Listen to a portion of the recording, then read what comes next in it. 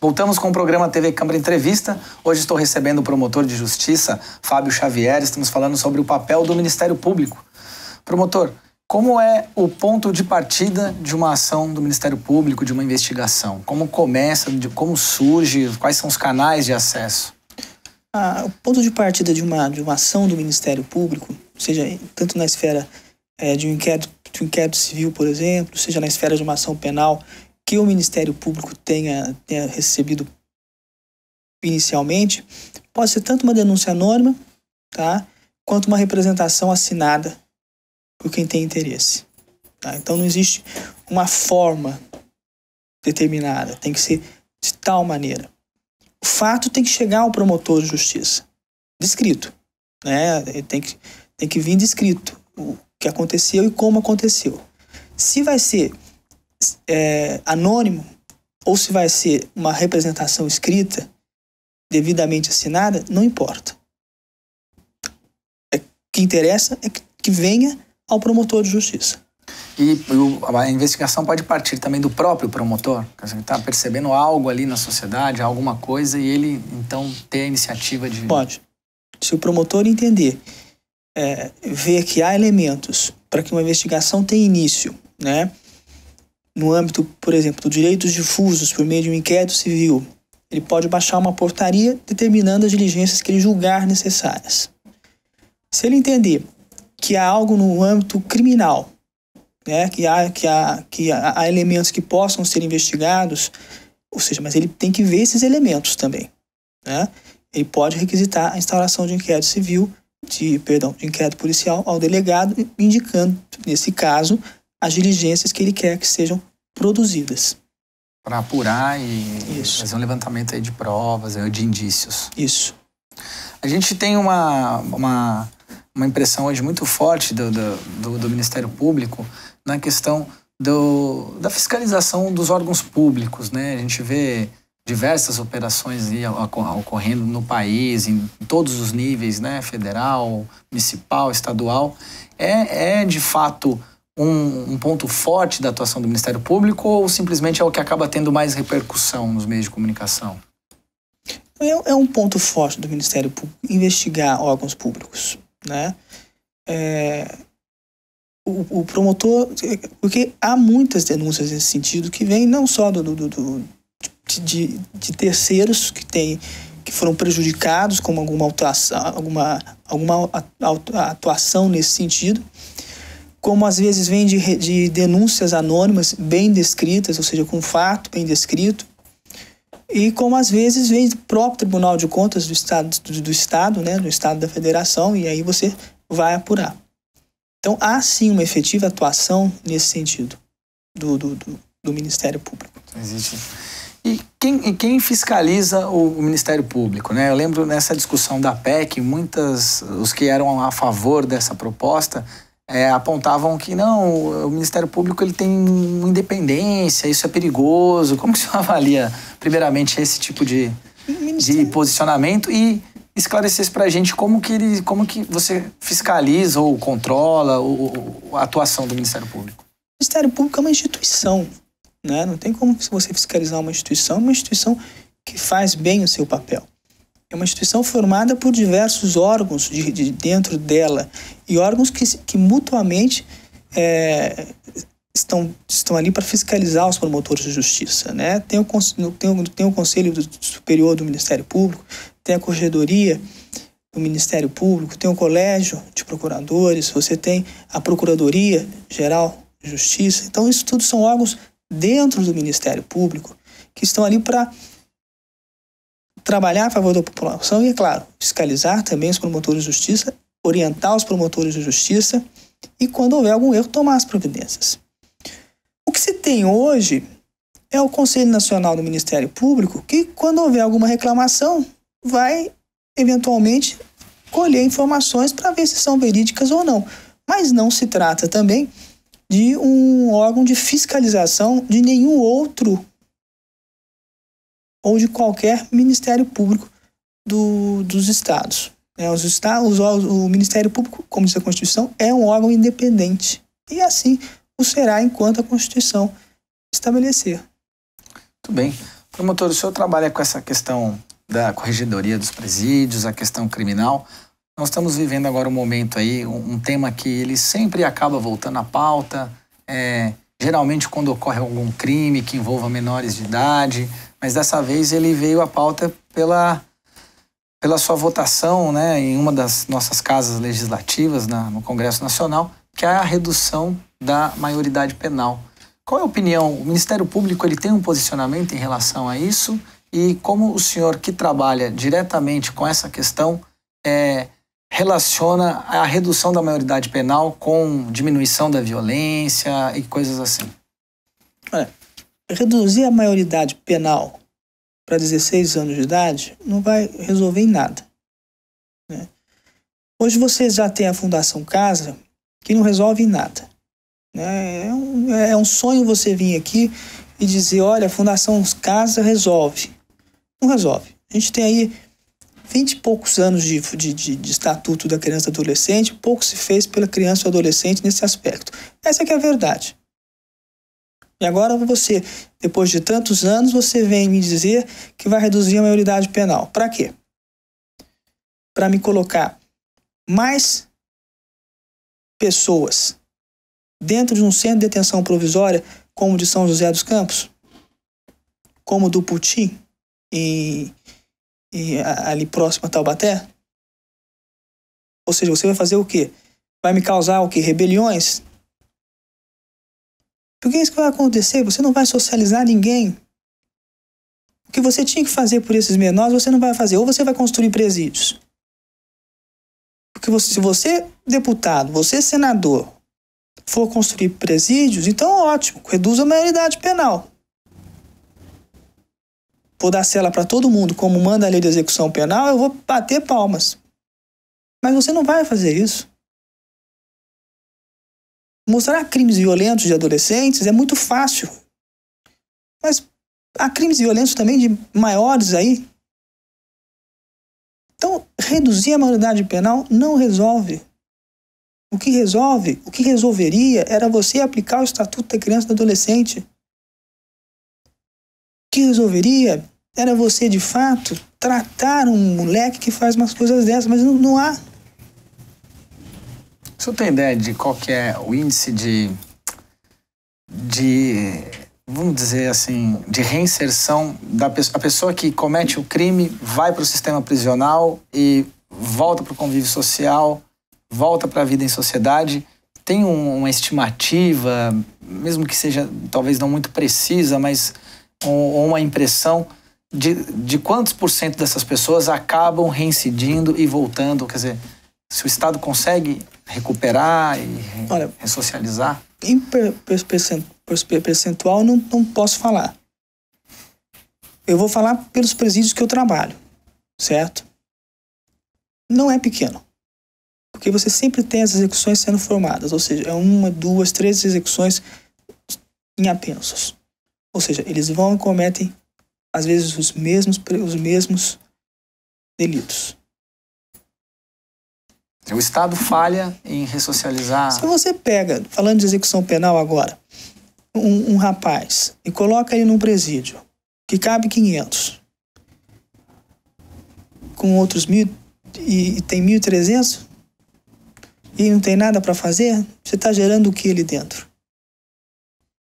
Aí ele sai para fazer o quê? Porque aí você vê, mas a lei de execução não tem que mudar. A execução é perfeita. Entendeu? O difícil nesse país é que tudo não passa de uma dificuldade de se efetivamente se reconhecer erros. E eu não estou falando aqui de erros de poder judiciário, eu estou falando de erros de poder executivo. Porque quem constrói presídio é executivo. Quem efetivamente aplica uma lei de execução penal ou permite que se aplique uma lei de execução penal é o executivo.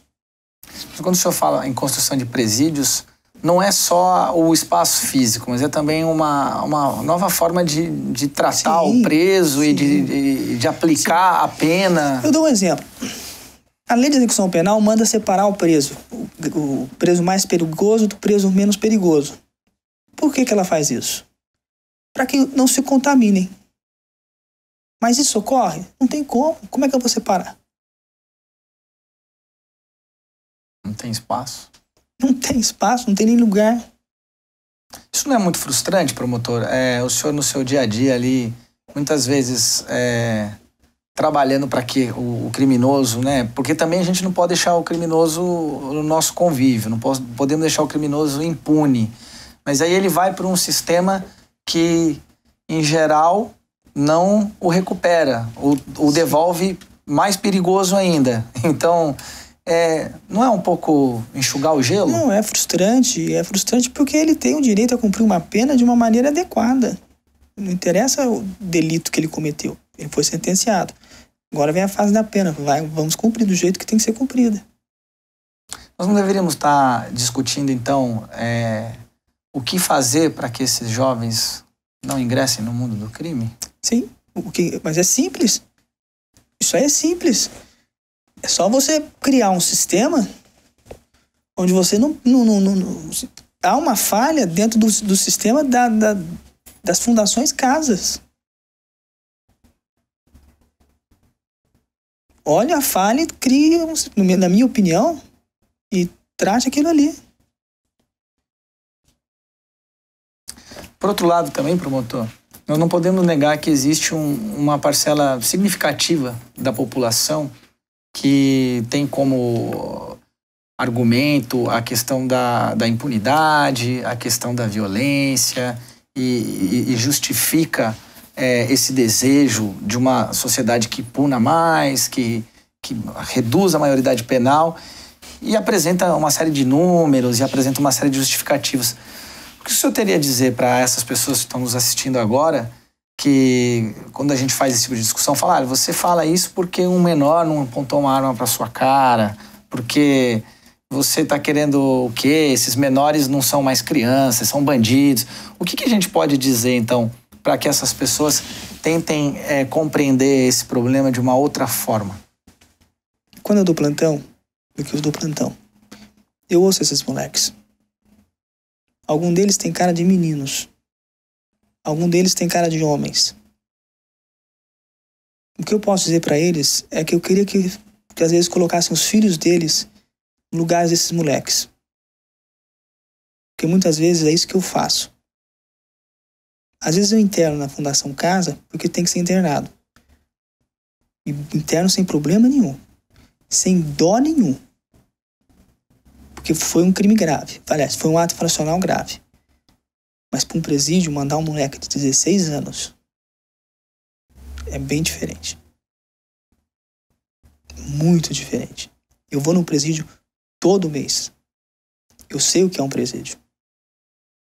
Eu sei o que é uma vida dentro de um presídio. Então eu, como promotor, eu não mandaria um moleque de 16 anos de maneira nenhuma para dentro de um presídio. Ele tem que ser uma fundação casa que funcione. O que falta para ela funcionar, promotor? O que deveríamos, então, estar reclamando e cobrando, então, dos nossos representantes para que ela funcione, para que o ECA seja aplicado? Talvez investir. Porque o que falta nesse país é tudo muito oba-oba. Não sei se você entende. Oba-oba. Né? Mas quando você vai na prática, o oba-oba não tá ali. Porque ninguém revolta, sabe? Ou deixa de produzir algo se o negócio funciona.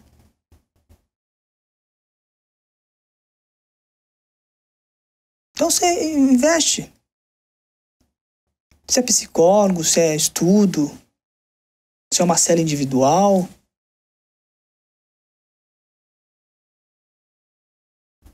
Com certeza deve haver centenas de propostas, de estudos que poderiam estar sendo trazidos à tona, estar sendo discutidos ao invés de uma solução agora, talvez mais... Você vai discutir tudo isso, eu te digo que isso pode até ser aprovado.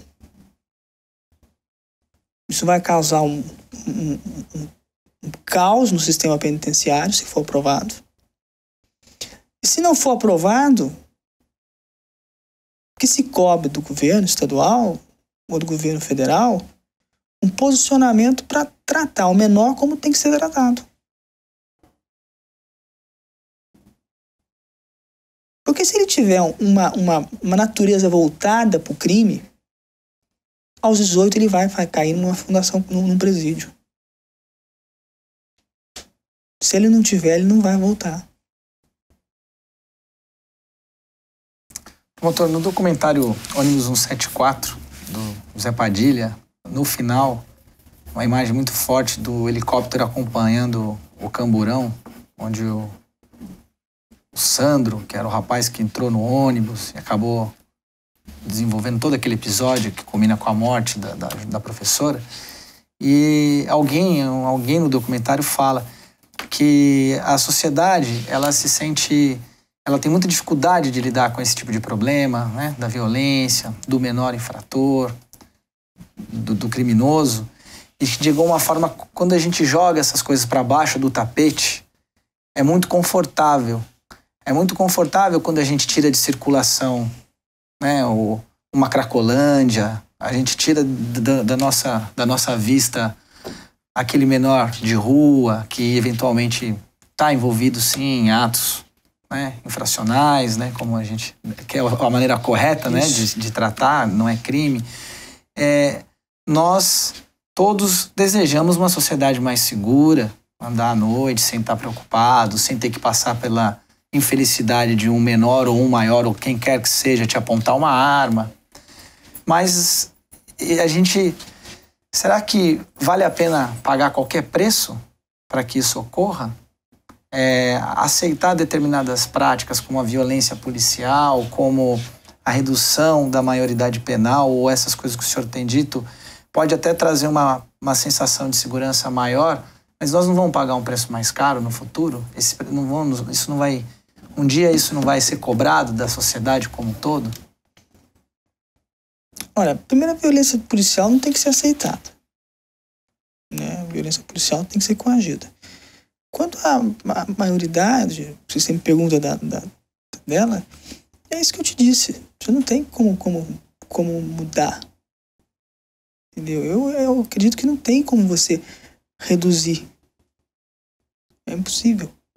Não tem. Não tem. Eles são moleques. Praticam fatos graves. Eu concordo.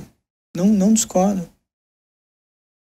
Entendeu? Mas não vejo como adultos. Não os vejo. Porque se você me dizer, mas na Inglaterra, pune-se. Na Inglaterra pegou os menininhos que mataram o outro no trilho, não sei se você tá lembrado. Que viram o filme do boneco assassino. Puniram como adulto. Quem disse? Puniram como adulto, mas estão na rua. Aos 18 anos. Foram tratados como adulto. Foram tratados como adulto, mas cumpriram pena de acordo com a idade. Saíram aos 18. Com identidades, tudo diferenciadas. Nos Estados Unidos, praticam crimes graves, aparentemente cumprem pena como se fossem adultos. Mas vão todos num sistema tipo reformatório. Vão ficar 10 anos lá? Excelente. Se você me criar reformatório para pôr um menor de 16 anos e para ficar 10 anos, eu aprovo a lei. O que eu não aprovo é jogar menores com 16 anos num sistema penitenciário. Eu falo isso como corregedor. Muito bem. Fica aí então o depoimento do promotor Fábio Xavier. Você está assistindo o programa TV Câmara Entrevista. Hoje discutimos o papel do Ministério Público, Também agora entramos no tema da redução da maioridade penal. Promotor, infelizmente, nosso tempo chegou ao fim. Gostaria de agradecer mais uma vez sua presença aqui para tratar desses temas de forma tão direta, como o senhor abordou, muito honesto e muito interessante. Ouvir o depoimento de quem, de fato, trabalha com o tema. Gostaria que o senhor fizesse sua contribuição final para o nosso programa. Bem, eu agradeço a possibilidade de trazer um pouco sobre a minha instituição. Agradeço o convite da TV Câmara e me coloco à disposição para outras oportunidades que vocês precisarem deste promotor de justiça. Muito obrigado. Muito bem, muito obrigado pela sua audiência. Ficamos por aqui com o programa TV Câmara Entrevista e até um próximo encontro.